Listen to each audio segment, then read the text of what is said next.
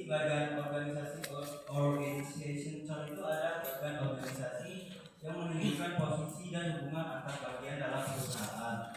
Misalnya presiden di puncak struktur, diikuti wakil presiden, manajer dan seterusnya. Jadi presiden itu kayak bagi CEO-nya dan wakil presidennya itu mungkin kayak manajernya.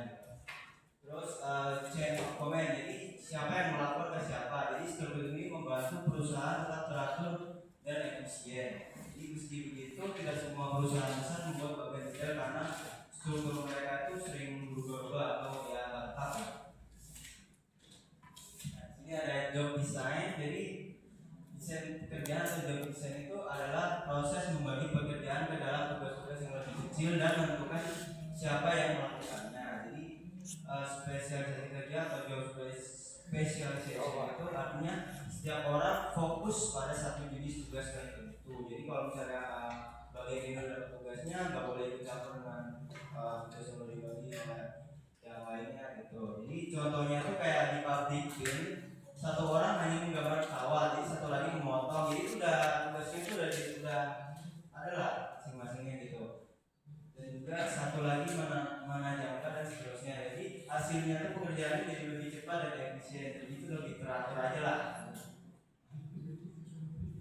Nah, jadi ada pros and cons-nya atau kelebihan dan kekurangan dari spesialisasi.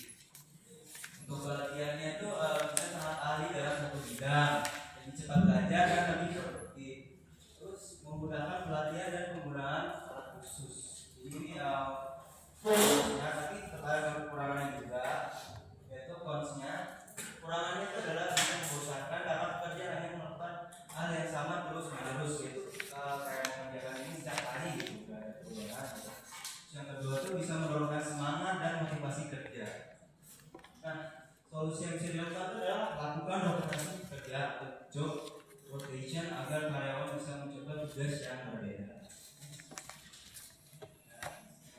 Itu ada departmentalization atau departmentalisasi. Jadi setelah pekerjaan dibagi, perusahaan perlu melakukan tugas-tugas ke dalam departemen. Jadi ada beberapa cara untuk membaginya. Jadi yang pertama itu adalah berdasarkan fungsi. Misalnya di bagian pemasaran, produksi, dan keuangan. Yang kedua itu adalah berdasarkan produk. Setiap produk itu punya tim sendiri. Contoh untuk sebuah perusahaan besar. Dan yang ketiga itu adalah berdasarkan lokasi. Pembagian wilayah kerja seperti regional barat, timur, dan sebagainya. Atau kayak cara lokasinya gitu lah. Terus yang terakhir ada berdasarkan pelanggan, yaitu pembagian tim sesuai kebutuhan pelanggan tertentu. Jadi kadang perusahaan menggabung beberapa cara sekaligus agar lebih efisien. Terus ada delegation atau pendelegasian, sentralisasi dan desentralisasi. Jadi delegation atau delegation itu adalah manajer memberikan sebagian tanggung jawab dan wewenang kepada bawahannya. Jadi mungkin tugasnya manajer nih, tapi ada beberapa yang dia kasih ke bawahannya, setengahnya mungkin atau beberapa gitu. Nah jadi itu ini penting karena tidak semua keputusan bisa dipegang oleh satu orang saja. Jadi kayak musyawarah lah gitu. Nah terus sentralisasi itu atau centralization itu keputusan diambil oleh pimpinan tertinggi. Nah yang ketiga ada desentralisasi atau decentralization. Jadi wewenang itu dibagi ke berbagai level manajemen agar lebih cepat mengambil keputusan. Yang terakhir ada span and height of management. Jadi tentang kata tinggi organisasi, tentang manajemen atau span of management itu adalah jumlah bawahan yang diawasi oleh manajemen. Jadi kayak manajemen itu mengawasi bawahan-bawahannya seperti karyawan-karyawannya. Dan yang kedua itu ada rentang lebar atau wide span. Jadi satu manajer itu mengawasi banyak orang. Cocok jika pekerjaannya itu mudah dan standar. Jadi ini kayak masih yang skala kecil lah, bukan yang skala besar. Jadi masih bisa diawasi orang gitu oleh manajernya. Terus ada rentang sempit atau narrow span, yaitu satu manajer hanya mengawasi sedikit orang. Cocok jika pekerjaannya itu kompleks. Oh iya, yang kelewat no. Kedua itu ada rentang lebar atau wide span. Jadi udah ya. Yang mana ya? Maaf. Oh iya. belum makan nih semua. Kita ada rentang singkat tanggal span, jadi tinggal pemain itu hanya mengawasi orang tiga pekerjaan itu kompleks. Ingat ya kalau kompleks ya. Yang ketiga ada tinggi organisasi, yaitu organisational needs. Jumlah lapisan manajemen itu dalam struktur itu contohnya kayak organisasi pendek atau plat itu lebih sedikit lapisannya dan lebih cepat komunikasi. Terus yang kedua itu ada organisasi tinggi atau top. Yaitu di sini tuh lapisannya itu lebih banyak, jadi cocok untuk struktur besar tapi bisa jadi kayak yang perusahaan-perusahaan besar ya.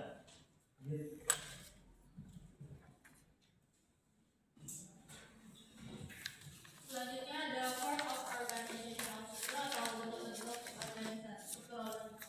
Secara khusus ada 4 bentuk dasar struktur organisasi. Yang pertama adalah struktur, yang kedua adalah struktur, yang ketiga adalah struktur, dan yang terakhir adalah network struktur. Yang pertama adalah struktur. Ini struktur yang sederhana dan tua. Struktur garis atau line struktur di mana rantai komando berjalan langsung dari satu orang ke orang lain di seluruh organisasi. Bisa dibayangkan seperti garis lurus yang menghubungkan setiap tingkatan manajemen, mulai dari pimpinan tertinggi sampai ke posisi terendah dalam organisasi. Manajer dalam struktur garis ini disebut line manager atau manajer garis. Mereka membuat keputusan dan memberikan instruksi ke bawahannya supaya tujuan organisasi bisa tercapai. Ada kelebihan dari struktur garis ini, sederhana dan memiliki rantai komando yang jelas, sehingga manajer garis bisa mengambil keputusan dengan cepat dan tanggung jawab pun langsung terlihat. Karena setiap pengambil keputusan hanya melapor pada satu atasan. Kelemahannya, manajer harus menangani banyak kegiatan dan harus memiliki pengetahuan luas tentang berbagai hal yang mereka tangani. Selanjutnya ada line and staff struktur. Struktur ini mirip dengan struktur garis, tetapi ditambah dengan posisi ahli pendukung yang disebut staff managers. Mereka membantu line managers dalam menjalankan pekerjaan. Perbedaan dan hubungan antara line managers dan staff managers. Line managers memiliki line authority, artinya mereka bisa membuat keputusan dan memberi perintah yang berkaitan langsung dengan pencapaian organisasi. Namun staff managers ini jarang memiliki otoritas seperti line managers. Biasanya mereka memiliki dua jenis kewenangan, yaitu advisory authority atau kewenangan memberi saran. Harapan staff managers agar line managers meminta saran kepada mereka. Yang kedua, functional authority atau kewenangan fungsional, yaitu wewenang bagi staff manager untuk membuat keputusan dan memberi arahan di bidang keahlian mereka. Ada potensi konflik antara line dan staff manager dan cara mengatasinya. Staff manager sering memiliki latar belakang pendidikan yang lebih tinggi atau lebih formal dan kadang lebih muda atau lebih ambisius dibanding line manager. Line manager mungkin merasa posisi atau kewenangannya terancam oleh staff manager sehingga muncul rasa tidak suka. Di sisi lain, staff managers juga bisa merasa kesal atau frustasi kalau saran atau rekomendasi mereka tidak dipakai oleh line managers, misalnya dalam bidang humas atau sumber daya manusia.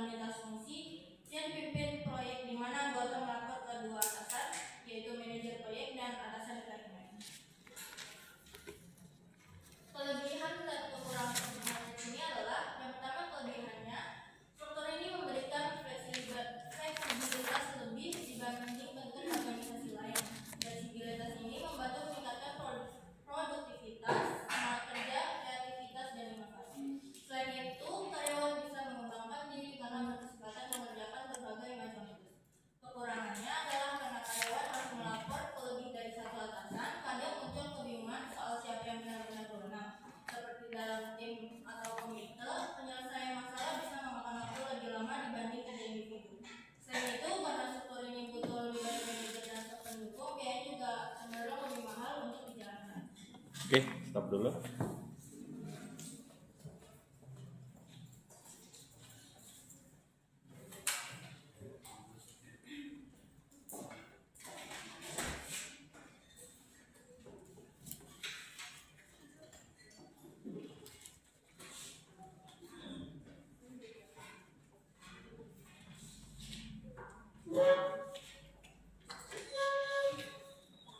Topik bahasan kita kali ini membahas mengenai creative flexible organization.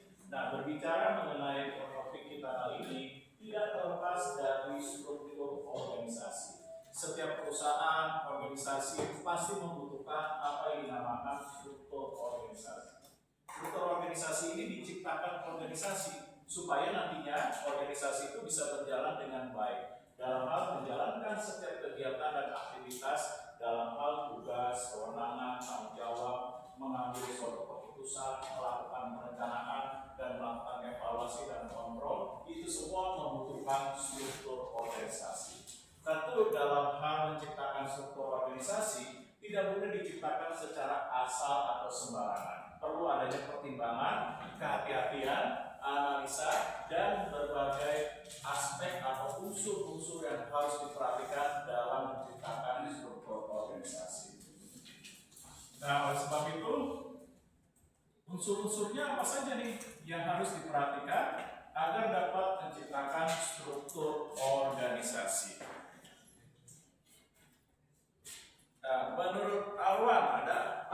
Ini saya. Apa saja nih struktur organisasi menurut Alwan? Nyari boleh nggak Pak? Ya boleh sih. Unsur-unsurnya apa saja dalam hal menciptakan struktur organisasi agar keputusan dalam mengambil struktur organisasi bisa berjalan dengan tepat.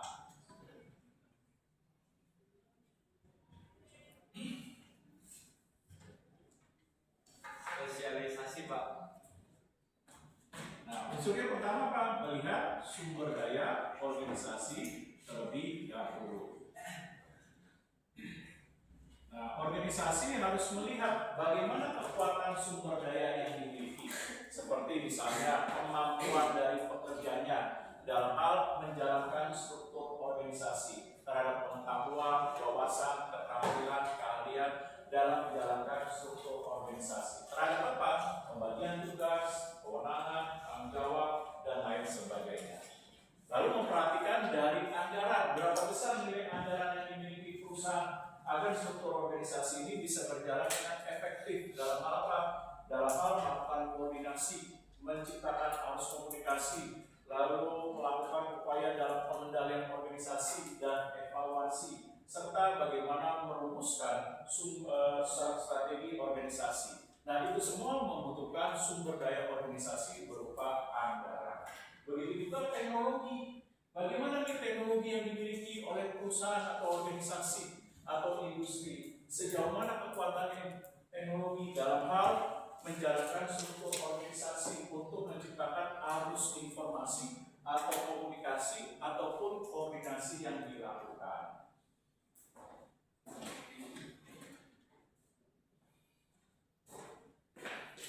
Nah, coba selanjutnya Amelia. Nah, menurut pendapat Amelia, unsur-unsur apa lagi yang perlu diperhatikan dalam memutuskan struktur organisasi? Budaya organisasi yang terbuka. Oke.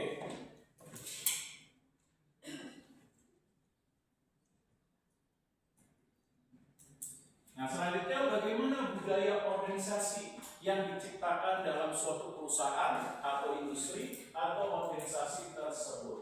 Misalnya contoh, apakah budaya organisasi ditekankan pada ketaatan, kedisiplinan, kepatuhan, maka struktur organisasi akan dibuat secara ketat berdasarkan ketentuan mekanisme sistem seperti yang ada dalam pemerintahan atau departemen atau kementerian, di mana struktur organisasinya itu sangat ketat mengikuti ketentuan dan aturan-aturan yang bersifat formal, bahkan bersifat hierarki.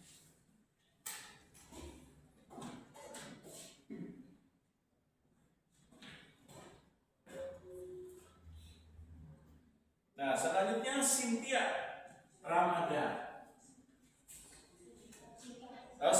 Cynthia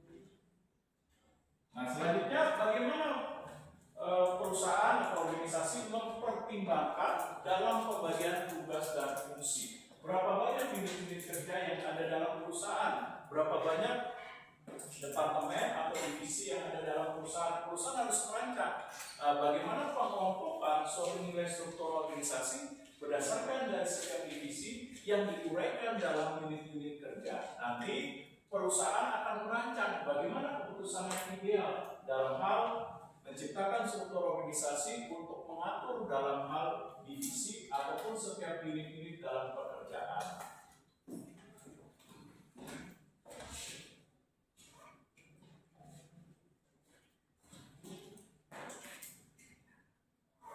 Selanjutnya Moreno Putra, ada Moreno? Oke. Juga yang presentasi, apalagi ini unsur-unsur yang perlu diperhatikan dalam menciptakan struktur organisasi terhadap keputusan yang diambil dalam memutuskan struktur organisasi yang digunakan.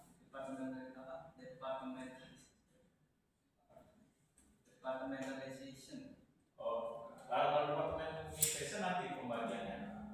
Nah, apalagi unsurnya selain sumber daya, budaya organisasi, lalu memperhatikan terhadap pembagian tugas dan fungsi, apalagi.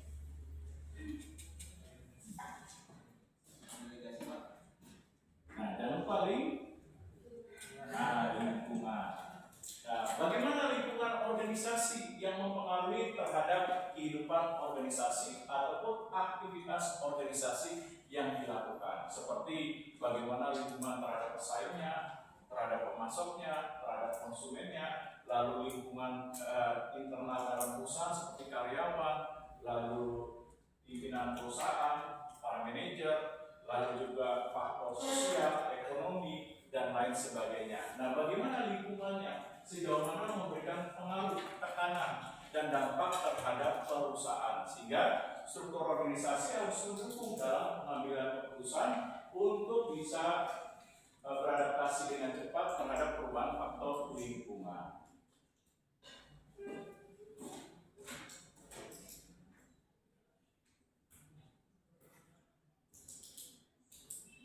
Nah, selanjutnya melihat dari strategi. Coba Sabrina, ada Sabrina Aulia. Nah, bagaimana pendapatnya mengapa strategi perlu diperhatikan dalam memutuskan mengenai struktur organisasi yang akan digunakan? Nah, coba Sabrina.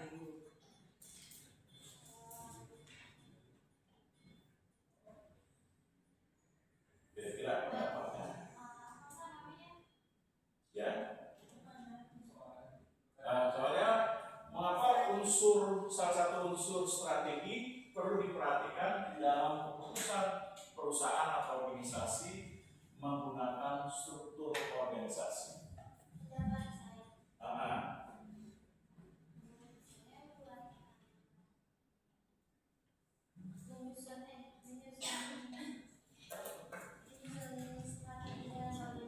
Ya.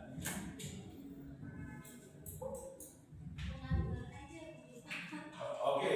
Nah, kalau bicara strategi ini membutuhkan suatu tindakan, upaya, cara, teknik bagaimana digunakan untuk memenangkan persaingan. Oleh sebab itu memerlukan adanya strategi supaya adanya keputusan yang mendukung dalam pelaksanaan strategi.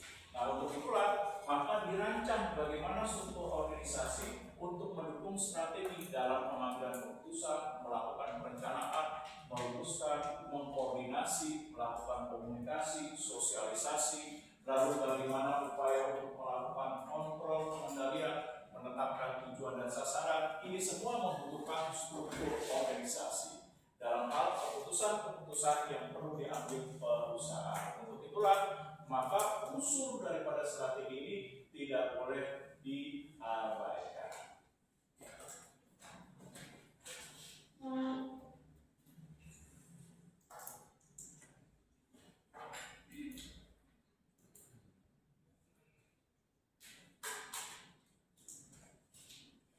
Selanjutnya tujuan dan sasaran.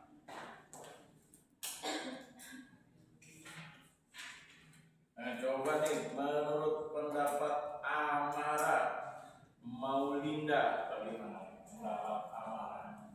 Menurut saya kalau misalnya kita mau bikin suatu organisasi, kita kan udah sasaran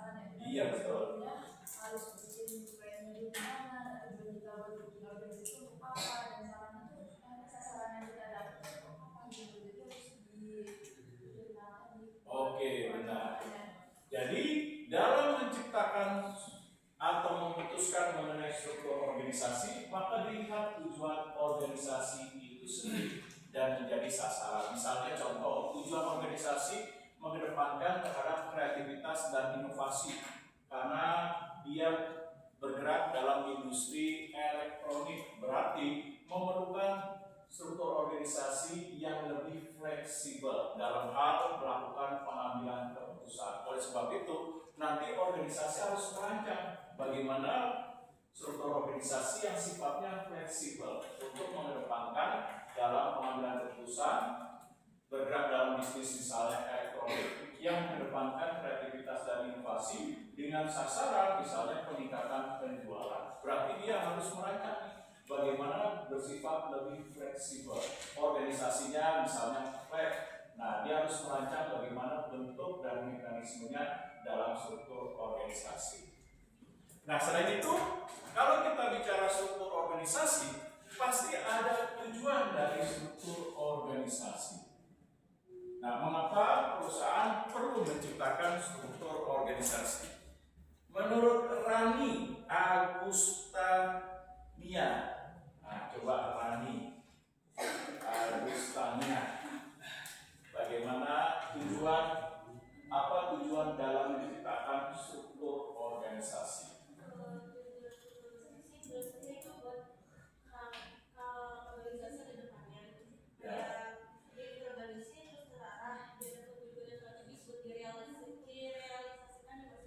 Oke, pertama, betul tujuan dari struktur organisasi untuk mendukung dalam hal tujuan dan sasaran agar nanti perusahaan bisa melaksanakan tujuan dan sasaran terhadap impian yang dicapai, yaitu apa? Berupa visi dan misi. Untuk itulah membutuhkan struktur organisasi supaya terjadi kerjasama yang baik dalam hal untuk mencapai tujuan dan sasaran terhadap perusahaan atau organisasi yang didirikan.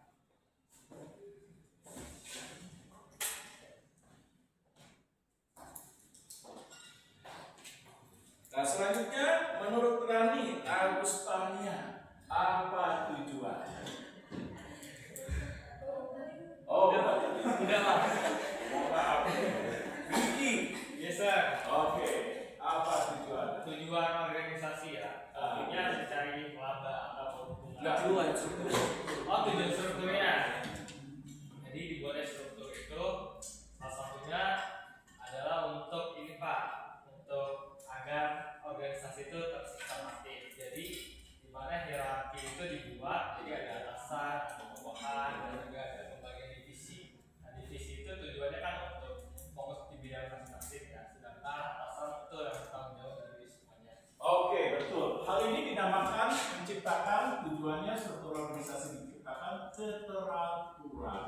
Nah, seperti yang tadi sudah dikatakan Diki, dengan adanya struktur organisasi menciptakan keteraturan dalam hal apa tadi sudah dijelaskan di Diki, pembagian tugas, tanggung jawab, kewenangan agar organisasi bisa berjalan dengan baik atau efektif.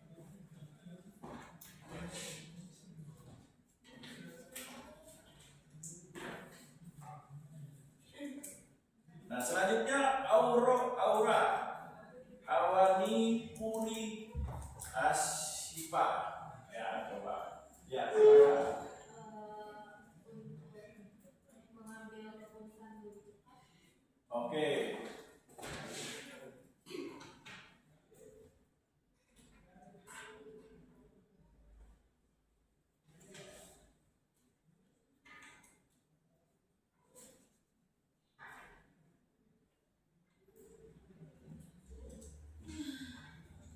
Nah, tenang dulu. Siapa Pak? Siapa Pak?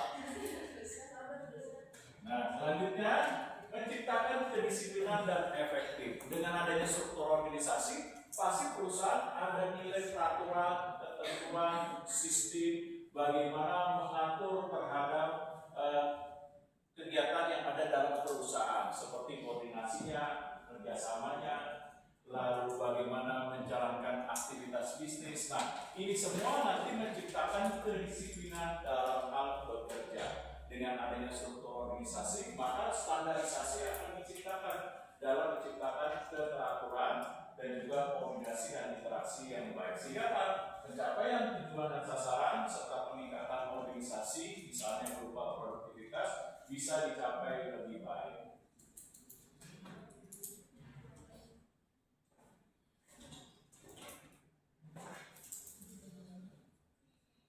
Nah, selanjutnya Jihan Gita Cahyani. Oke, pendapatnya bagaimana? Apa tujuan dalam menciptakan organisasi tadi? Mencapai tujuan dan sasaran, menciptakan keteraturan, menciptakan nilai efektif dan kedisiplinan, apa lagi? Supaya pembagian tugas dan tanggung jawab itu lebih jelas, jadi kerjanya lebih efektif dan efisien. Oke.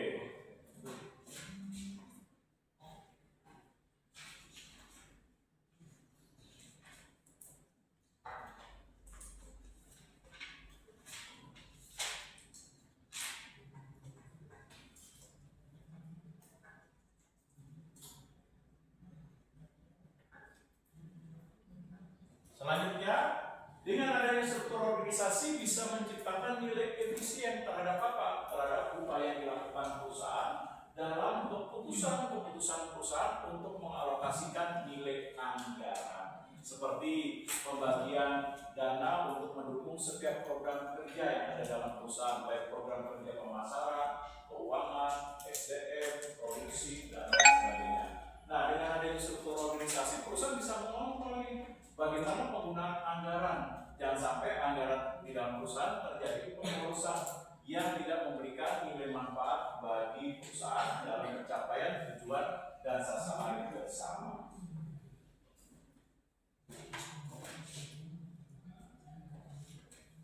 Nah, selanjutnya Muhammad Hisam. Oh, Moreno udah ya tadi. Oke, Samina udah. Feby Ayu Lestari. Oke. Apalagi tujuan perusahaan memutuskan menciptakan struktur organisasi.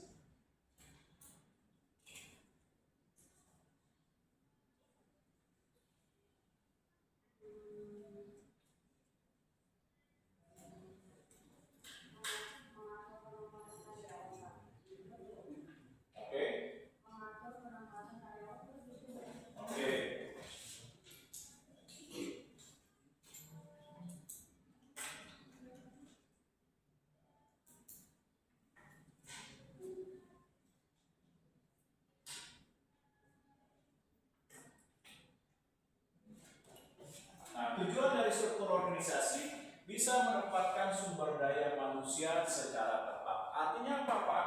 Artinya dengan adanya struktur organisasi dalam hal pembagian divisi, kewenangan, tanggung jawab, unit kerja, maka para pekerja yang ada dalam perusahaan dan para manajer yang tadinya sudah dilakukan rekrutmen dan tes, maka bisa ditempatkan hasil tes tersebut yang terbaik. Dia berada di tempat mana? Apakah di dalam divisi pemasaran, unit penjualan, unit iklan, ataukah di dalam ditempatkan di divisi sumber daya manusia, unit pelatihan, penggajian, dan lain sebagainya. Dengan adanya struktur organisasi, perusahaan bisa menempatkan karyawan-karyawan yang terbaik yang nantinya bisa bekerja secara optimal dalam keahliannya, ditempatkan dalam divisi atau unit kerja yang tepat berdasarkan dari nilai struktur organisasi. Nah, saya lanjutkan. Dalam struktur organisasi juga memiliki sistem dalam hal bagaimana pengambilan keputusan dilakukan. Nah, pengambilan keputusan yang dilakukan dalam struktur organisasi bisa bersifat sentralisasi.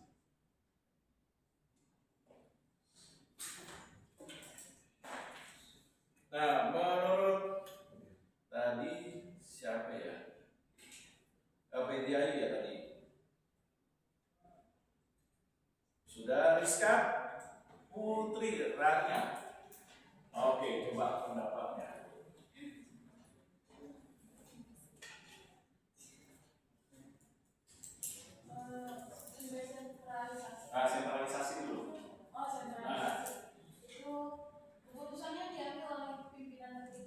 Oke, jadi pimpinan tertinggi dalam struktur organisasi seperti misalnya manajer puncak atau CEO, direktur utama atau presiden company, kalau dalam perguruan tinggi rektor, kalau dalam suatu negara presiden, maka manajer puncak inilah yang akan menjadi pusat dalam pengambilan keputusan. Untuk apa? Melakukan perencanaan, lalu menjalankan fungsi bisnis seperti planning, organisasi, equipment, dan controlling. Nah, ini semua nantinya ditentukan oleh pimpinan pusat.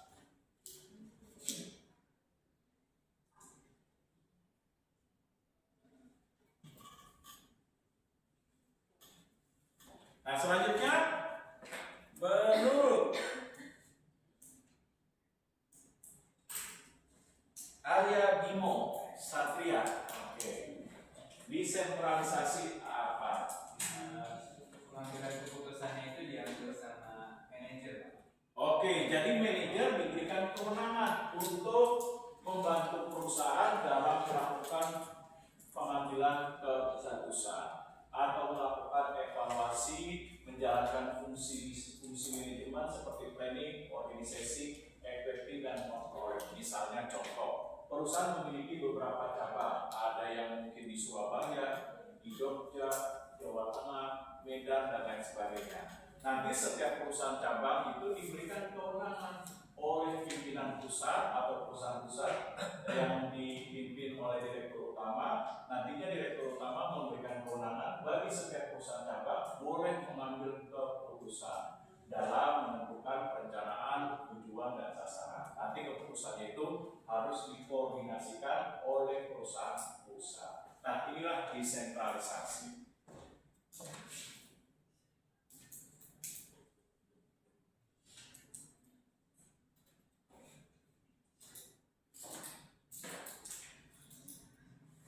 Nah, selanjutnya Nicoleus Eric. Nah, coba delegation. Pengawasan dan evaluasi semua bekerja dari unit ke bagian dipantau langsung oleh pimpinan pusat. Oke, artinya bahwa dalam struktur organisasi untuk menjalankan nilai kepemimpinan atau pengambilan keputusan, maka perusahaan atau organisasi itu bisa mendelegasikan, memberikan hak berupa kewenangan, tanggung jawabnya terhadap bawahannya atau para manajernya untuk membantu dalam melakukan pengambilan keputusan. Nah, selain itu pengambilan keputusan, selain itu struktur organisasi bisa dilihat bagaimana komunikasi itu dilakukan. Nah, ada yang bersifat komunikasi itu berdasarkan mengikuti garis lini, mengikuti garis start. Ada yang bersifat dari bawah, nah, down ke top up. Ada yang bersifat dari atas up ke bawah, down. Lalu ada struktur organisasi yang bersifat silang, cross.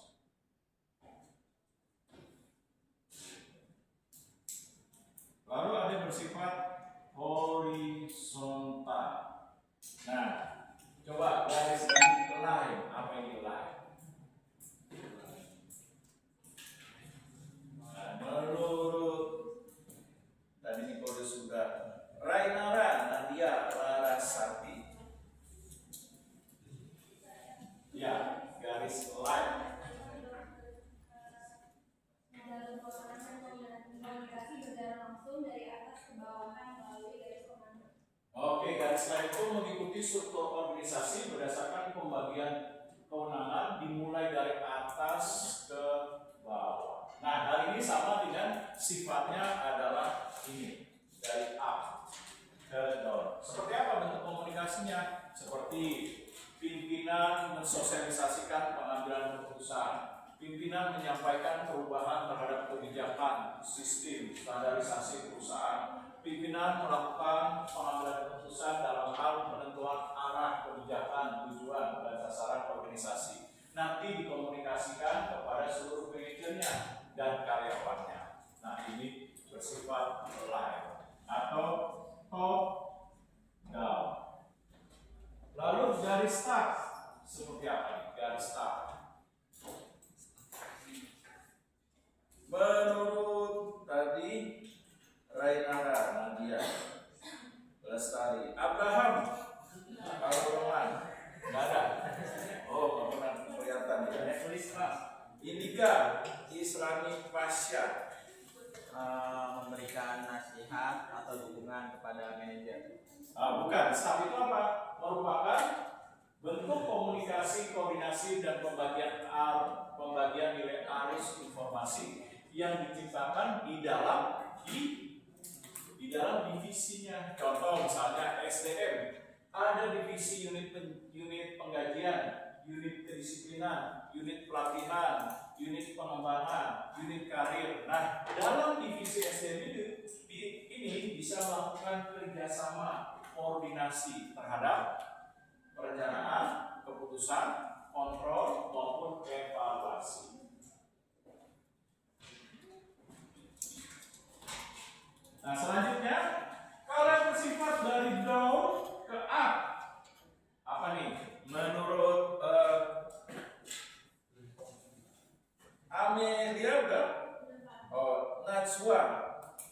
Nah, Dewi.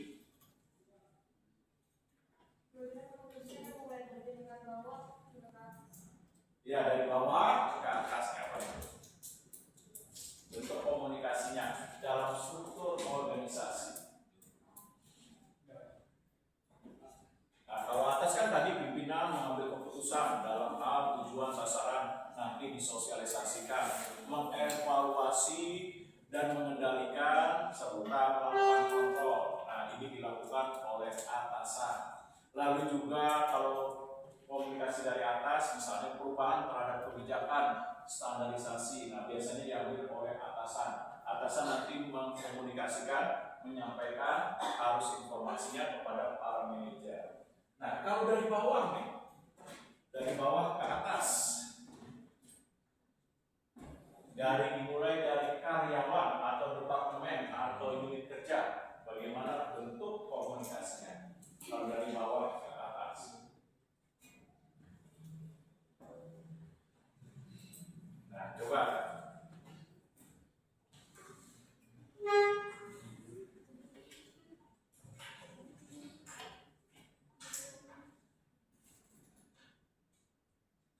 Nah, tadi Najwa Dewi, coba pendapatnya seperti apa? Najwa Dewi.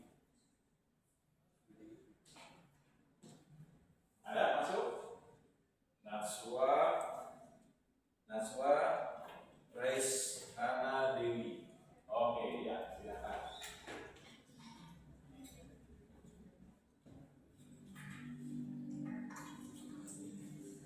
Laporan kerja karyawan melaporkan hasil kerja kendala atau kebutuhan dan menyampaikan atau Oke, kalau dari bawah bisa memberikan laporan terhadap hasil kerja, menyampaikan. Lalu yang kedua bisa menyampaikan masukan, saran, kritik terhadap kondisi, keadaan, situasi organisasi. Nah, nantinya karyawan bisa menyampaikan hal tersebut kepada pimpinan atau pada manajernya. Nah, selanjutnya kalau silang. Nah, cross communication.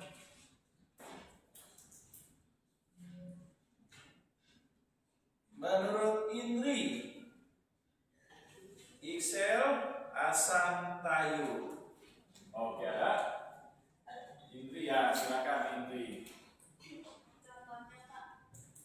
Ya, seperti apa sih bentuk komunikasi yang diciptakan dalam suatu organisasi yang sifatnya silang?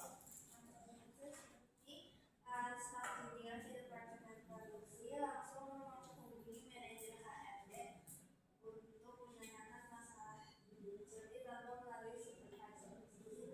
Nah, silang itu apa? Jangan lupa bentuk struktur organisasi yang diciptakan, bentuk komunikasinya bisa lintas departemen atau lintas dari unit bisnis. Contoh saya misalnya departemen manajer keuangan, saya bisa langsung berkomunikasi kepada pemasaran, kepada produksi, kepada SDM. Lalu saya bisa melakukan komunikasi langsung kepada manajer menengah atau middle manager. Nah, bentuk komunikasinya ini bisa melalui lintas dari kewenangan dan tanggung jawab atau lintas dari departemen maupun unit kerja.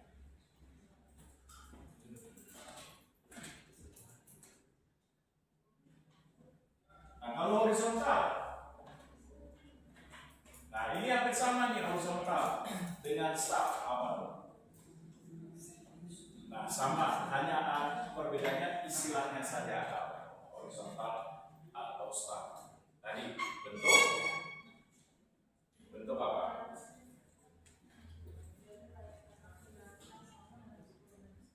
Oke, bentuk kerjasama, komunikasi, koordinasi yang terjadi di dalam departemen terhadap unit-unit kerja. Nah, oke. Nah, selanjutnya saya akan menguraikan bahwa dalam struktur organisasi ada berbagai jenis yang bisa dipilih terhadap perusahaan organisasi dalam memutuskan penggunaan struktur organisasi. Yang pertama, berdasarkan fungsi bisnis.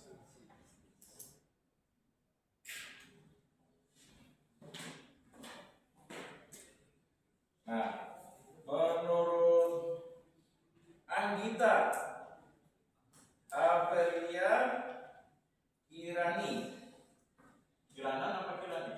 Oh, oke, ya. Nah, jenis struktur organisasi yang dapat dipilih atau diputuskan perusahaan salah satunya berdasarkan fungsi bisnis. Seperti apa tuh fungsi bisnis?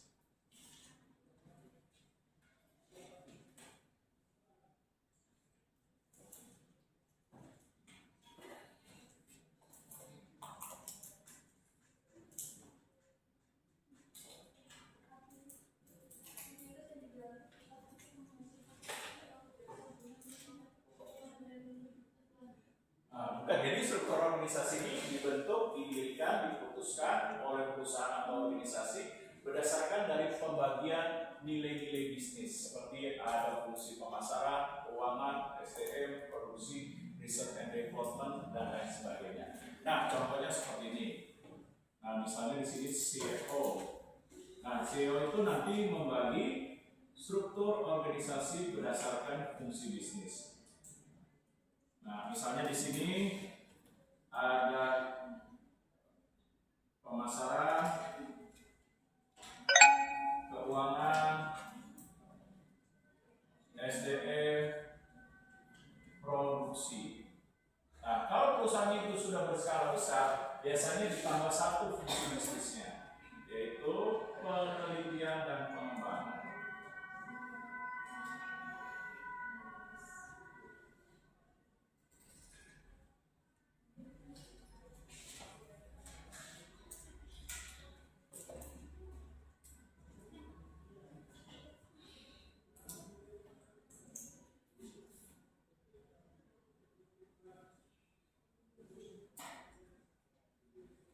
Nah, selanjutnya mempertimbangkan mengenai struktur organisasi berdasarkan area, wilayah pemasaran atau geografi. Nah, coba menurut Sendita Cahya Amalia, mempertimbangkan sama dalam organisasi berdasarkan geografinya kayak melihat pengalamannya, pengalaman sama pribadinya. bukan. Jadi pembagian struktur organisasi berdasarkan dari wilayah dalam hal produk-produk tersebut dipasarkan. Misalnya contoh Honda, saya ambil Honda. Nah, nanti Honda bisa membagi berdasarkan struktur organisasi dalam hal pembagian wilayah geografi terhadap pemasarannya atau penjualannya. Misalnya Honda unit penjualan misalnya Pulau Jawa. Nah, di sini unit penjualan di Pulau Sumatera.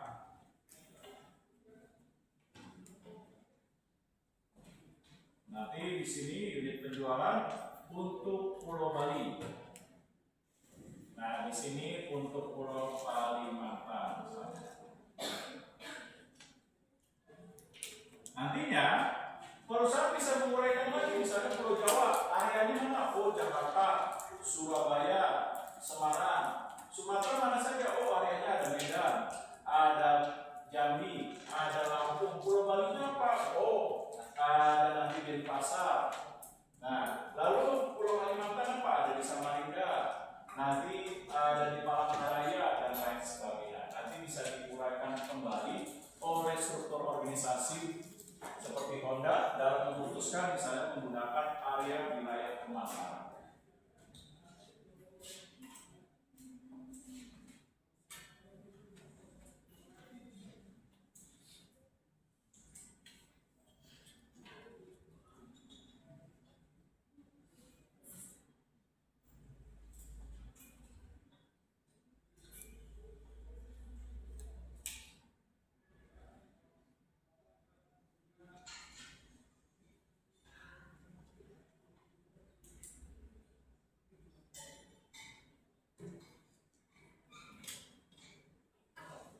Selanjutnya ada yang bisa dipertimbangkan perusahaan dalam hal memutuskan struktur organisasi berdasarkan orientasi produk. Nah, coba Amaran mau Linda. Sudah? Oh, sudah. Oke. Fabi, Argia, Pelayan, Amorita. Oke, coba. Orientasi berdasarkan struktur organisasi berdasarkan orientasi produk. Perusahaan yang membagi unit atau divisinya berdasarkan jenis produk atau dari produk yang dihasilkan. Oke, jadi struktur organisasi yang diputuskan diciptakan oleh perusahaan berdasarkan nilai produk yang dihasilkan. Contoh misalnya perusahaan Samsung.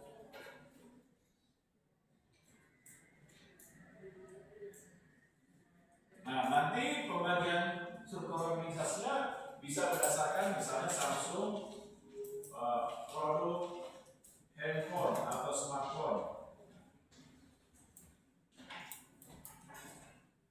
Oh ya, silakan. Lalu di sini apa lagi nih? Produk PC and laptop misalnya. Lalu apa lagi?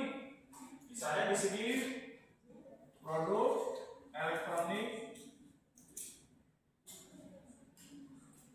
rumah tangga kayak mesin cuci, apalagi rumah tangga, mesin cuci, terus apa lagi?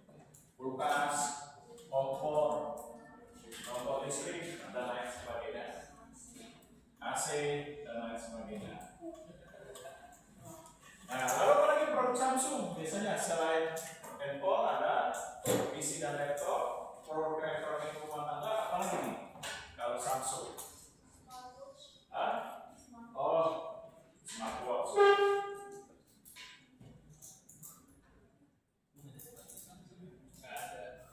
Nah, ada? Nggak ada Pak. Nggak ada. Oh, apa lagi nih elektronik kalau dari Samsung? Ya? Oh, microwave udah masuk rumah tangga. Oh, produk elektronik entertainment. Seperti apa? Dia punya televisi digital, televisi smart TV dan lain sebagainya.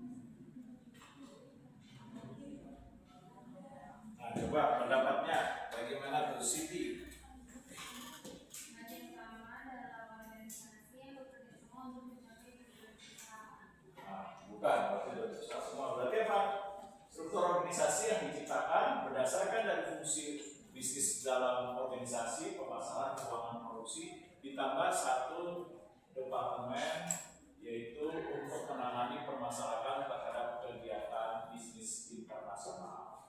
Nah, contohnya seperti ini, misalnya perusahaan Sony, dia punya unit bisnis di sini. Fungsi bisnisnya ada pemasaran, marketing, ada finance, ada human resource management, HRM, ada production di sini. Ditambah satu di sini, yaitu apa? Tadi division ekspor atau bisnis global.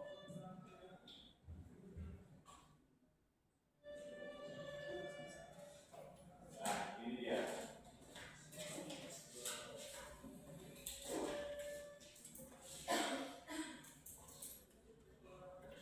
Lalu ada struktur organisasi berdasarkan nilai hierarki. Nah, dulu mantap, udah siap.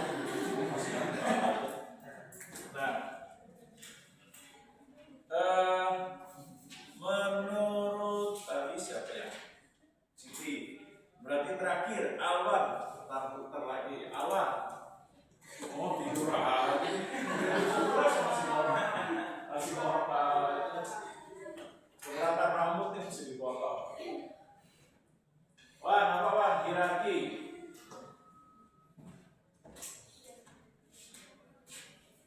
Hierarki Pak. Ya.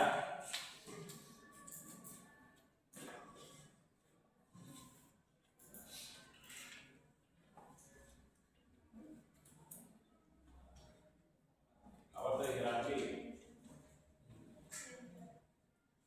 Kegiatan berjalan teratur Pak. Berjalan teratur dan tujuan tercapai dengan efisien. Sekarang kita ini apa nih? Struktur organisasi yang berdasarkan dari garis kewenangan dan tanggung jawab yang dibuat secara ketat dan terkoordinasi dengan baik. Contohnya seperti ini.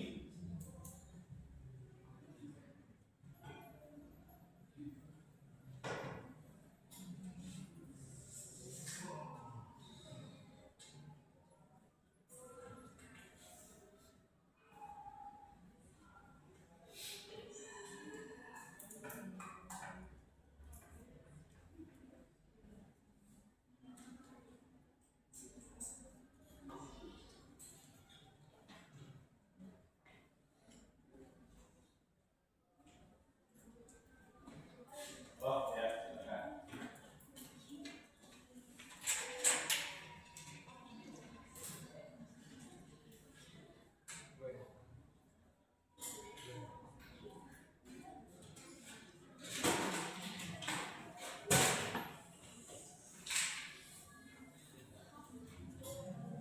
Nah ini dia pembagian tugas kewenangan tanggung jawab yang bersifat ketat, teratur dan terkontrol dari puncak kekuasaan atau kewenangan sampai ke bawah. Nah misalnya apa nih? Struktur organisasi, misalnya contoh departemen kehakiman ada di sini mengurus misalnya kejahatan pidana, kejahatan perdata, hutang piutang misalnya, lalu mengurus waris. Nanti dibagi lagi. Di sini ada di pemasaran untuk PR-nya, untuk konsultan hukumnya, lalu untuk menangani misalnya penanganan terhadap cyber dan lain sebagainya. Nah nanti diuraikan. Nah berdasarkan pembagian kewenangan tugas dan tanggung jawab secara ketat, terarah dan terkontrol dimulai dari atas sampai ke bawah. Nah selanjutnya ada matriks.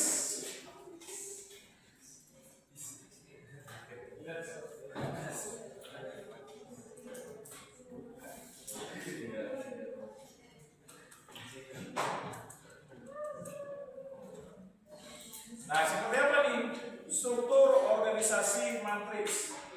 Nah, coba dari pertama Abiu. Orang masuk Pak. Oh, masuk. Oke, kalau tidak ada Rani. Coba. Matrix. Pak. Ya. Oke ya. Itu aja masih surprise. Halo Pak. Oh, ya. Oke. Struktur organisasi matriks seperti apa nih? Matriks ya.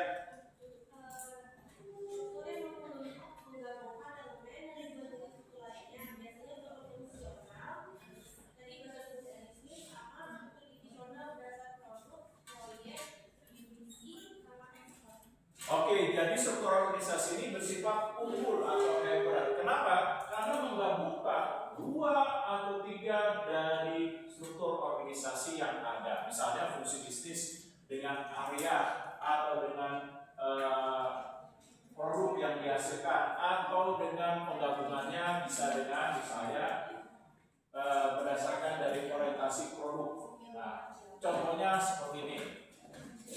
Matriks.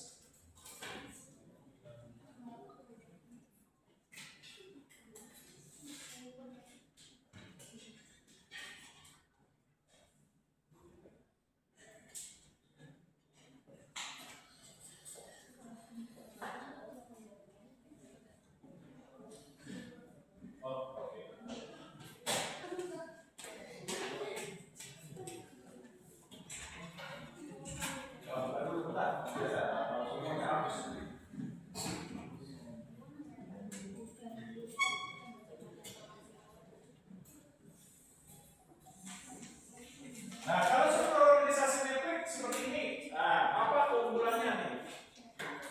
Keunggulan matriks. Coba menurut Duki, coba Duki. Ya, Sir. Oke, apa nih struktur organisasi matriks? Kalau digambarkan seperti ini, misalnya pelaksanaan proyek. Nah, di sini ada direktur utama pelaksanaan proyek.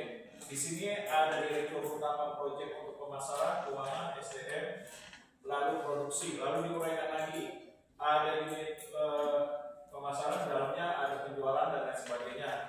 Ini ada staf audit keuangan, ini ada pelatihan, ini ada unit dari quality control. Nanti diuraikan pelaksanaan dari pemasaran, terus pelaksanaan dari produksi, pelaksanaan dari keuangan.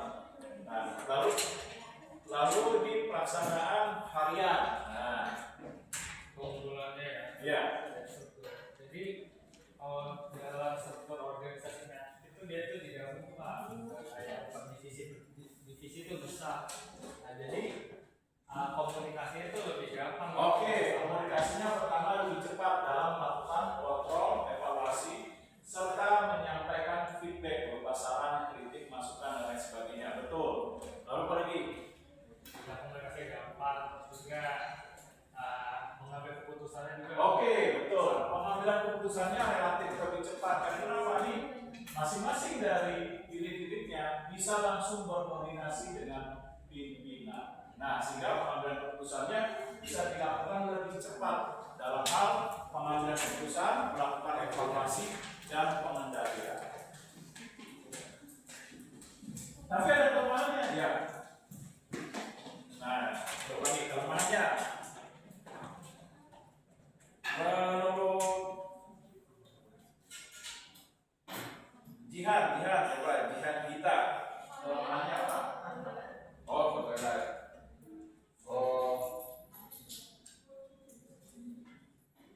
Menurut Amelia, coba.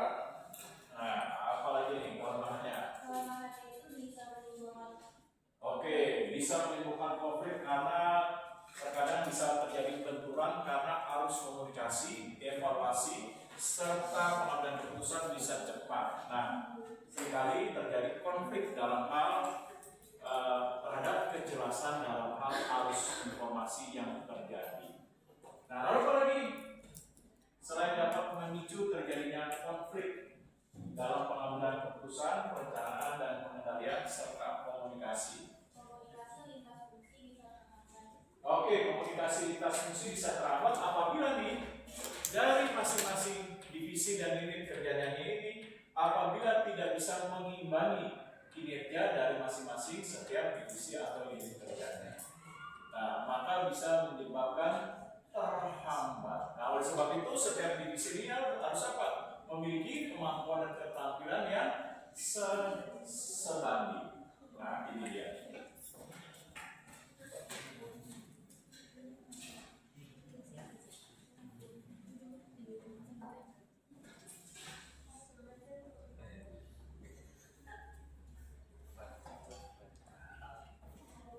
Ya.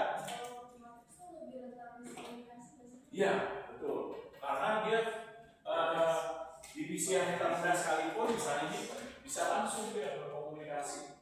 Nah, terkadang bisa menimbulkan tadi miss dalam komunikasi. Nah, seperti koordinasinya, lalu bisa konflik terhadap arus informasi, bisa konflik dalam hal keputusan dan lain sebagainya. Nah, selanjutnya ada struktur organisasi yang sifatnya flat. Nah, coba flat. Apa itu flat? Datar, Pak. Ya iya. Kalau cuma datar doang, jadi saya nggak tahu. Penjelasannya gimana di datar. Kalau cuma datar doang, saya pasti tahu tuh.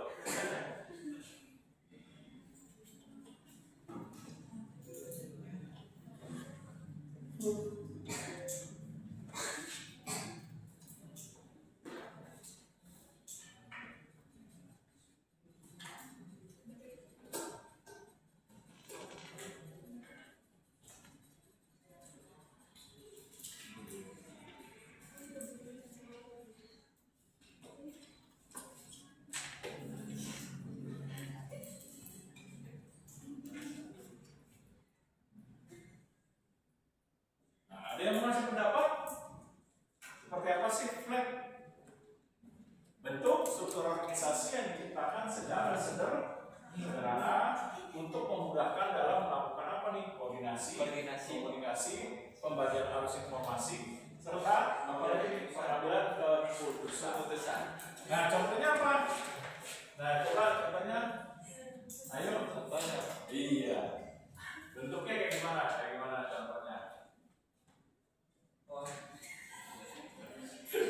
Kebanyakan tidur nih kayaknya.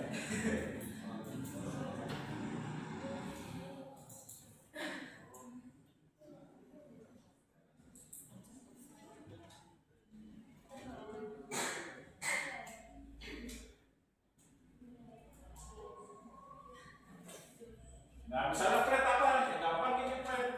Misalnya di lingkungan kalian dibentuk panitia 17 Agustus. Nah, dibentuk secara sederhana. Nah, seperti ini misalnya. Nah, ada ketua pelaksanaan 17 Agustus. Di sini ada sekretaris, ada bendahara, lalu ada humasnya. Lalu di sini ada seksi acara. Nah, ini contoh dibuat secara sederhana. Nanti di bawahnya dia nggak uraikan lagi, hanya langsung pembagian tugas saja nanti dijelaskan. Nah, Lebih simpel, Pak. lebih simpel, betul. Tapi kalau yang lain itu gimana, Pak? Hah? Kalau yang banyak kayak gitu. Banyaknya minimetrik bisa. Oh, beda ya. Makanya disimak tuh.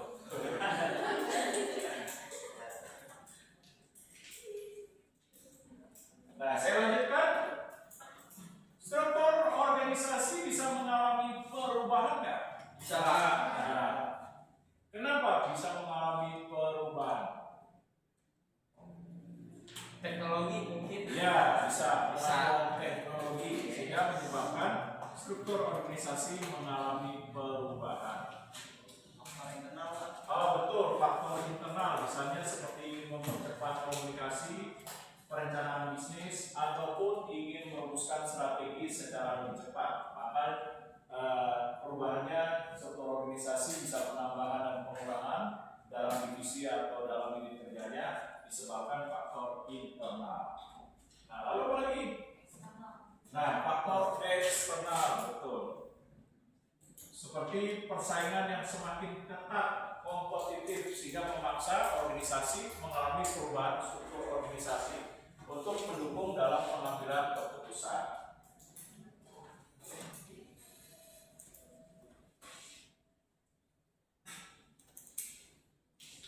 Nah, perubahan dalam struktur organisasi bisa dilakukan dalam bentuk downsize. Nah, coba supaya jangan ngantuk, apa itu downsize? Proses kayak di mobil, Pak. Oh, mobil apa? Downsize sama.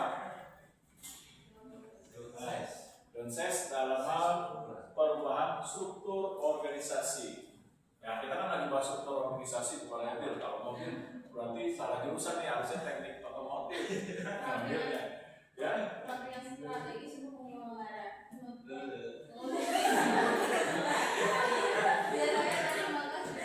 Iya, jadi downsize itu apa? Memangkas, mengurangi, memotong, betul. Terhadap struktur organisasi. Misalnya apa yang dikurangi? Unit kerjanya, divisinya, atau divisinya ada yang digabungkan menjadi satu divisi. Nah, ini dia downsize.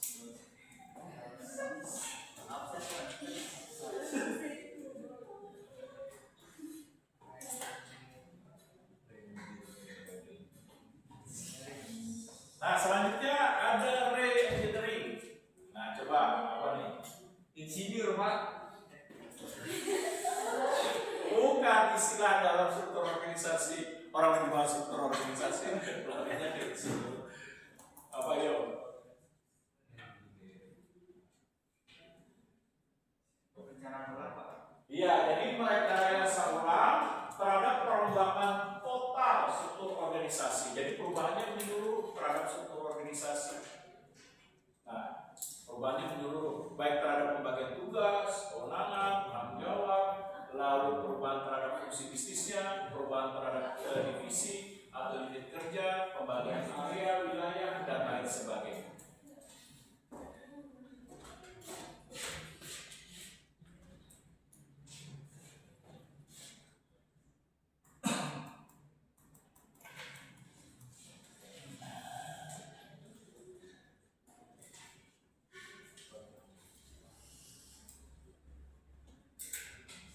Nah, kalau penambahan, jangan bilang penambahan harus tambah 1, 2, Pak. Apa penambahan? Struktur organisasi.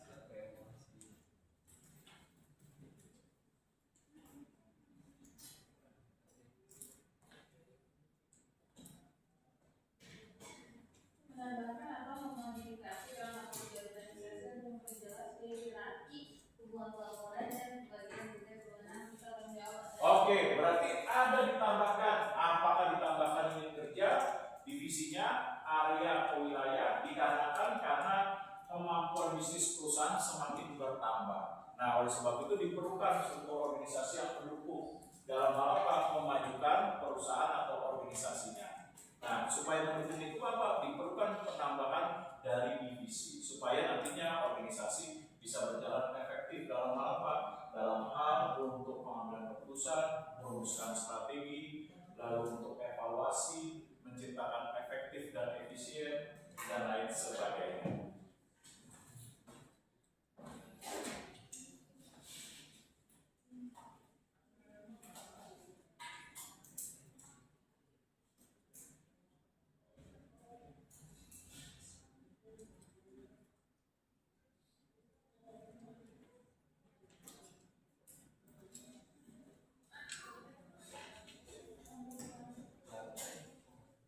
Nah, selain itu struktur organisasi bisa dilihat juga dari span of control. Apa ini? Span of control.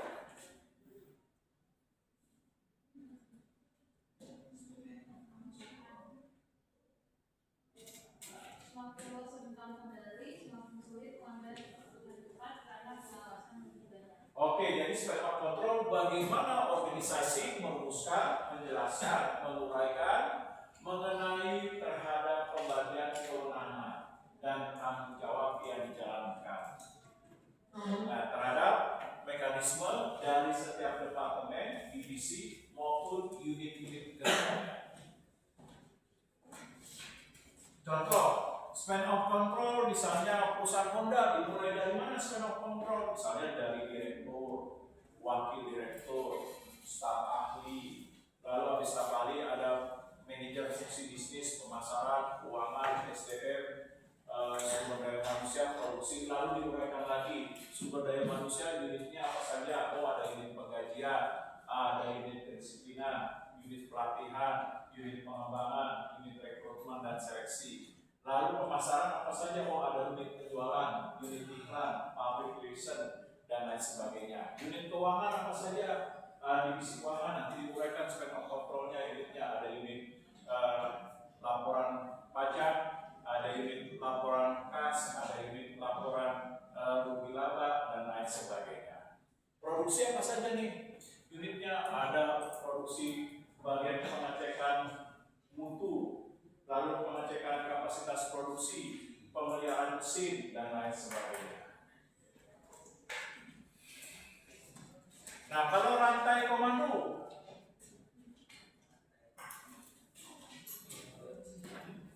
juga jalur formal, siapa yang telah memberi berita dan siapa yang wajib melapor. oke, jadi rantai komando jalur formal yang diciptakan perusahaan terhadap standarisasi. Jalannya arus kewenangan. Benar. Mau Pak? Jalannya arus kewenangan. Nah, seperti apa? Jalannya arus kewenangan. Misalnya pimpinan pusat kewenangannya apa saja? Nah, lalu staf ahli kewenangannya apa saja? Wakil direktur kewenangannya apa saja?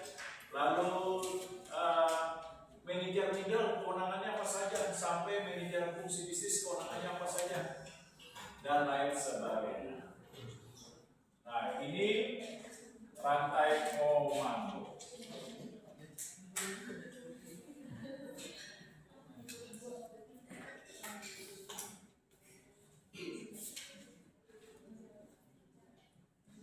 Nah, selain itu dalam struktur organisasi, selain mengikuti mekanisme yang bersifat formal, nah, mengikuti ketentuan, aturan, pembagian tugas, kewenangan dan tanggung jawab, ada yang bersifat non formal.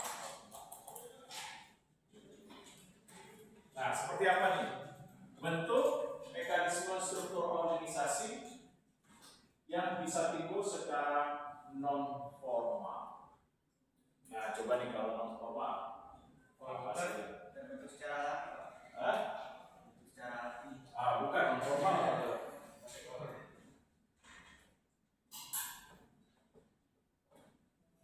tidak memiliki aturan tertulis.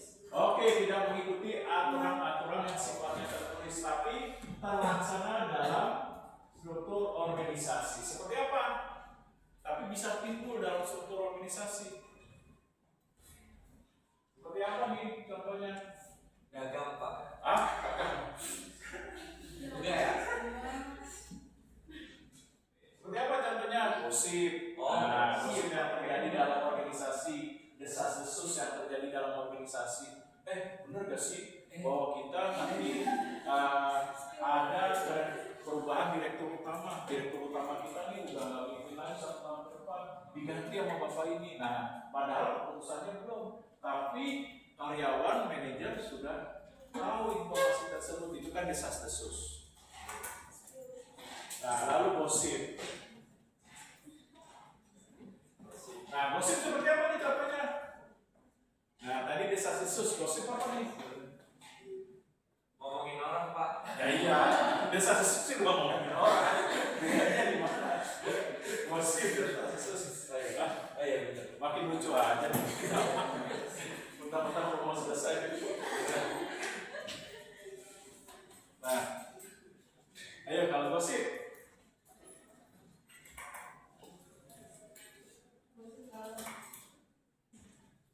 Gosip di dalam struktur organisasi. Ngomongin bos Pak. Bisa ngomongin karyawan, bisa ngomongin manajer. Iya. Berarti apa tuh gosip?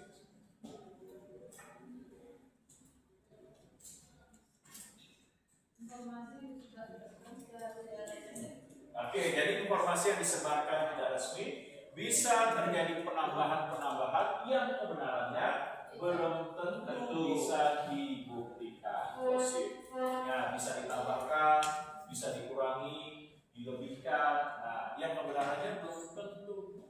Nah, contohnya, misalnya apa nih?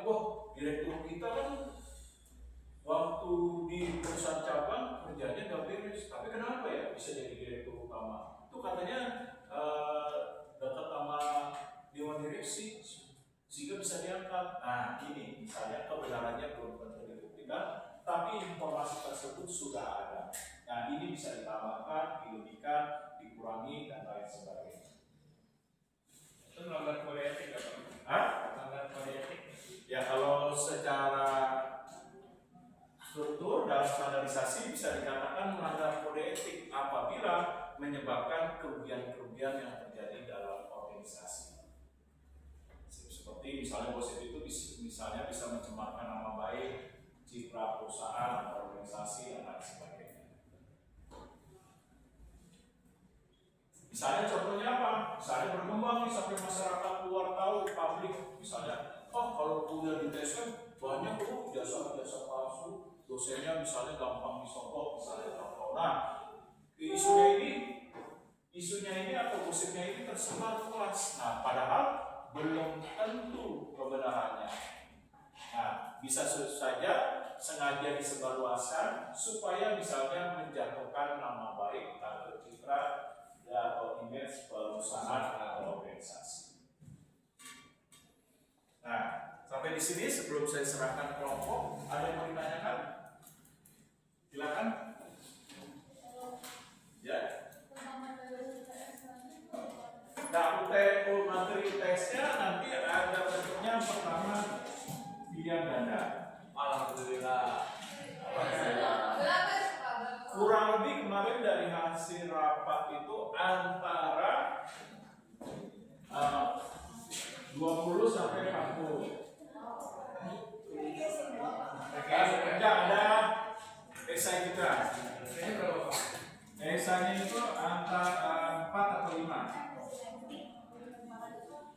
Pilihan ganda yang dipelajari misalnya contoh suatu negara harus memperhatikan terhadap bisnis karena bisnis bisa meningkatkan nilai pertumbuhan ekonomi dan juga pendapatan atau devisa. Oleh sebab itu diperlukan adanya sistem dalam ekonomi. Salah satunya sistem yang diciptakan berdasarkan kebebasan individu dalam memiliki faktor-faktor produksi atau pemilikan usaha, dan negara hanya mengatur dalam hal ketentuan dan aturan-aturan yang menjalankan kegiatan bisnis tersebut agar dipatuhi oleh para pelaku. Nah, berdasarkan hal tersebut, sistem ekonomi dalam hal tersebut sistem ekonomi apa? Nah, misalnya A menjadi pilihannya kapitalis, B sosialis, C campuran, D misalnya sistem ekonomi Pancasila yang mana gitu. Nah, jadi diacak kan bisnis ini kan dosennya banyak, ada sekitar berapa ya? 12 atau 13 ya? Lupa antara 12 atau 15 lah. Nah, nanti setiap dosen mengubah satu-satu. Ada yang 3, ada yang 5, nah, nanti ketua koordinasi yang menentukan yang mana gitu.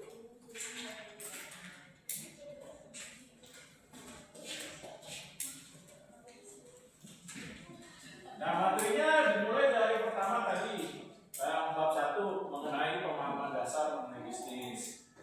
Terus pelajari mengenai etika bisnis dan tanggung jawab sosial. Terus pelajari bisnis global. Terus pelajari juga mengenai berbagai macam jenis-jenis bisnis, kayak perusahaan, firma, CV, UMKM, usaha dagang, terus usaha berskala besar, berskala kecil, dan lain sebagainya. Nah, pelajari juga tentang kewirausahaan, UMKM, seperti ciri kewirausahaan, tantangannya, lalu jenis UMKM, lalu bagaimana perkembangan UMKM untuk wanita, women entrepreneurship, lalu bagaimana perkembangan UMKM yang dipengaruhi teknologi dan lain sebagainya. Nah, belajar juga mengenai yang kemarin proses manajemen tuh, apa itu manajemen, fungsi, peranan, tujuan, lalu keterampilan apa yang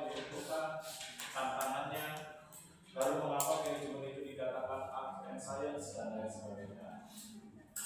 Nah, lalu apa lagi? Nah, pelajari yang sekarang ini struktur organisasi. Apa saja nih struktur organisasi? Apa aja? Kok mikir nih apa aja? Struktur organisasi. Tadi pelajari apa tujuannya, struktur organisasi, jenisnya, ciri-ciri struktur organisasi, lalu unsur apa yang perlu diperhatikan dalam struktur organisasi, bagaimana komunikasi struktur organisasi. Nah, lalu hal-hal yang perlu diperhatikan dalam struktur organisasi seperti tadi rantai komando, span of control, dan lain sebagainya. Lalu pelajari juga perubahan dalam struktur organisasi.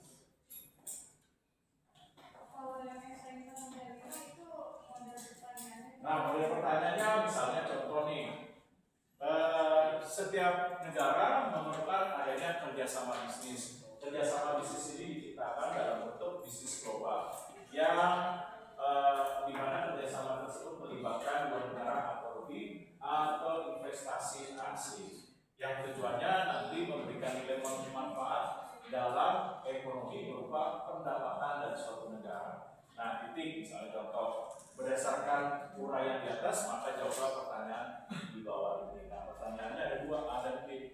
Misalnya A, jelaskan apa yang menjadi alasan mengapa suatu negara perlu melakukan bisnis global. Terus yang kedua, jelaskan apa peranan negara dalam mengurangi dampak-dampak negatif dalam bisnis global.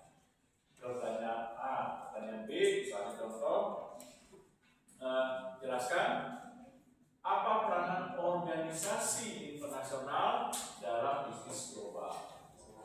Terus koma, jelaskan apa bentuk bisnis global yang dapat dilakukan suatu negara. Minimal misalnya 4. Nah, jawabannya gimana coba? Banyak bener Pak.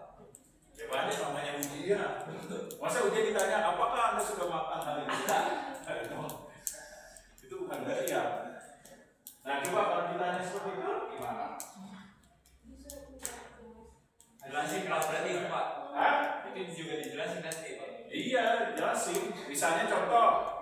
Nah, cara jawabnya harus bagus. Misalnya contoh, terstruktur sistematik dijelaskan dengan logis. Misalnya contoh, beberapa yang menjadi alasan kuat mengapa suatu negara perlu untuk melakukan kerjasama bisnis global antara lain dapat dijelaskan sebagai berikut. 1. Dengan adanya bisnis global, suatu negara bisa memenuhi kebutuhan dari masyarakat atau warga negaranya akibat ketidakmampuan dari suatu negara dalam memenuhi kebutuhan barang maupun jasa. Nah, yang kedua apa? Dengan adanya bisnis internasional, suatu negara dapat melakukan transfer knowledge dan transfer teknologi sehingga dapat meningkatkan nilai pertumbuhan industri. Nah, gitu. Jadi diuraikan. Yang ketiga, misalnya alasan ketiga, dengan adanya bisnis global, maka dapat meningkatkan kemampuan bersaing dalam industri dalam negeri untuk meningkatkan kemampuan dalam kualitas maupun kuantitas produksi dan upaya dalam melakukan peningkatan akses pasar. Wah, mantap lagi dijelasin. Sama enggak Pak? Nah, cara jawabnya gitu. Coba. Nah, lalu kalau organisasi internasional gimana coba jawabnya? Nah, organisasi internasional yang dibentuk dapat memberikan pengaruh dalam bisnis global. Nah, pengaruh tersebut antara lain pertama, misalnya organisasi internasional ASEAN. Dengan berdirinya ASEAN, maka negara-negara yang bergabung dalam ASEAN bisa meningkatkan kemampuan dalam bisnis internasional dalam upaya untuk menciptakan kawasan bisnis bebas di kawasan Asia Tenggara yang dikenal dengan nama ASEAN Free Trade Area. Nah, gitu. Yang kedua apa? Dengan adanya organisasi internasional seperti OPEC dapat menciptakan bentuk penetapan ideal dalam standar dan mengatur bagaimana produk minyak bumi dihasilkan, baik mengatur distribusi, penetapan harga yang ideal, dan lain sebagainya. Nah, yang ketiga apa? Bisa diangkat mengenai APEC, organisasi internasional, seperti didirikannya APEC. Dengan adanya APEC, maka membantu negara-negara di kawasan Asia dan Pasifik untuk meningkatkan nilai perekonomian sehingga aktif dalam bisnis internasional, baik dalam kegiatan ekspor, investasi, dan lain sebagainya. Nah, gitu. Terakhir coba, ini opo yang dicari. Nah, coba yang terakhir, bagaimana bentuk bisnis internasional? Coba cara jawabnya nih, contoh. Nah, coba saya. Tadi udah ya Pak, udah perusahaan ini ya Pak, perusahaan ya. Oh, udah. Tahu pernah nih, biar bisa aja. Bisa aja akalnya dah. Ayo coba. Nah, bentuk, jelaskan apa saja bentuk dalam bisnis global. Ya, silakan. Bentuk bisnis global. Ya.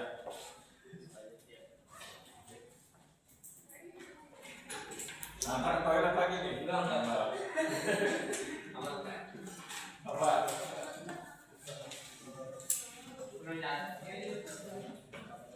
Oh, berarti pernah nggak pernah? Apa saja?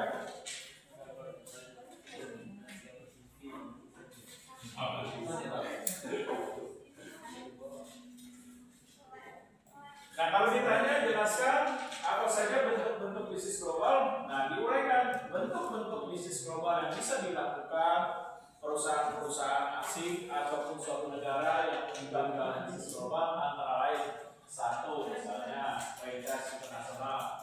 Franchise internasional itu apa?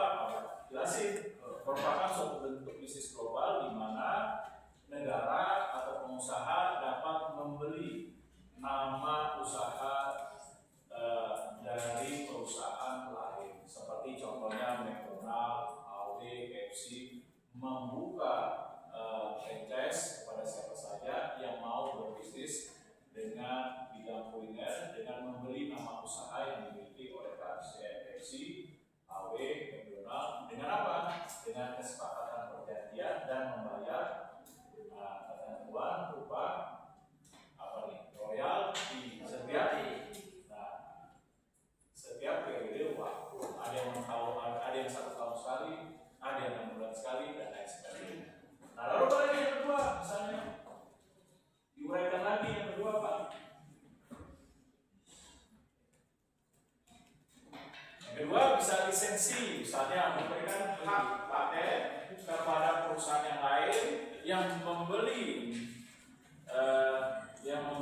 hak berupa memproduksi suatu barang. Contohnya seperti Dell menjual hak patennya kepada perusahaan Cina, agar nanti perusahaan Cina bisa memproduksi berbagai produk yang dihasilkan Dell, baik itu dalam bentuk PC misalnya, dalam bentuk monitor yang ditandai dengan apa isinya?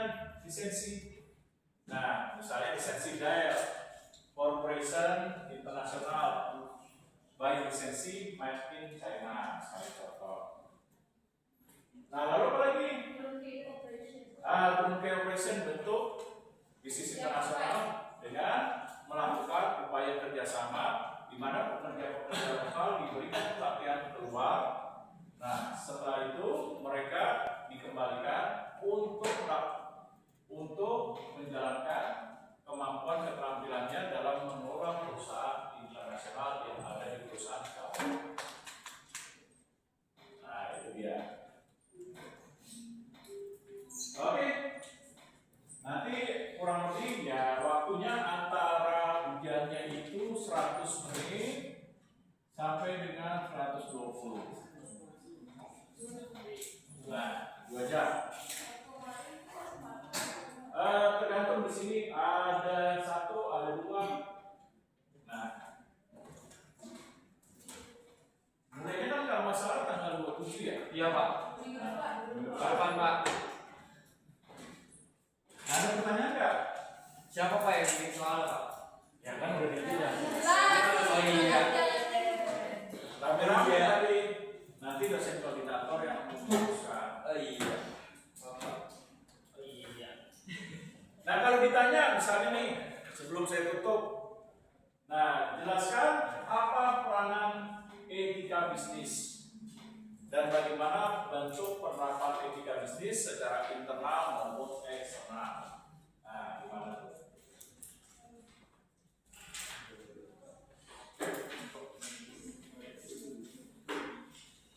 Ayo. Membangun kepercayaan, Pak. Ya, dijelasin kalau suruh gitu kan nilainya mas. Masih kecil, kan jelasin. Baik membantu membangun kepercayaan dalam stakeholder. Iya, gitu. Ya, ini. Sudah, Pak. Nah, itu mah masih belum. Oh, misalnya diuraikan di sini contohnya nih satu.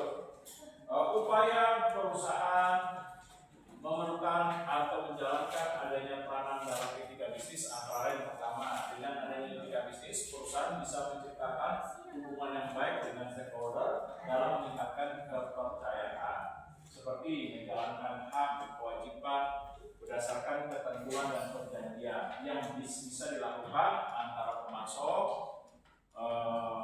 pembeli maupun dengan perusahaan sejenis ataupun dengan karyawan dan lain sebagainya. Yang kedua apa nih? Nah, diuraikan lagi, dengan adanya etika bisnis yang dijalankan maka dapat meningkatkan nilai kepercayaan, image, nama baik perusahaan, sehingga perusahaan bisa meningkatkan nilai kinerjanya secara terus-menerus dan berkelanjutan.